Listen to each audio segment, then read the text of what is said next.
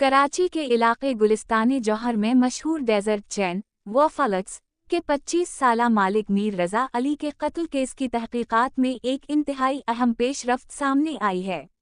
मकतूल का लापता mobile phone कामयाबी से बरामद कर लिया गया है। पुलिस ज़राए के मुताबिक मकतूल मीर रज़ा अली का मोबाइल फ़ोन कचरे के ढेर से मिला है, जहां से उनकी लाश बरामद हुई थी, जिससे जाहिर होता है कि मुल्ज़िमान ने वारदात के बाद शवाहिद मटाने की नीयत से फ़ोन वहां फेंका था। मोबाइल फ़ोन से हासिल होने वाला डेटा, आखिरी location, call recorders, CDRS, WhatsApp chats और कत्ल की रात ऑनलाइन टैक्सी बुकिंग की तफसीलात तफ्तीश को बराह रास्त कातिलों तक ले जाने में मदद देंगी। मीर रज़ा अली मंगल की सुबह 4:09 पर इलेक्शन कमीशन HS ब्लॉक 2 में अपने घर से एक सफ़ेद रंग की ऑनलाइन टैक्सी में बैठे थे और अपनी वालिदा से 10 मिनट में वापसी का कह कर गए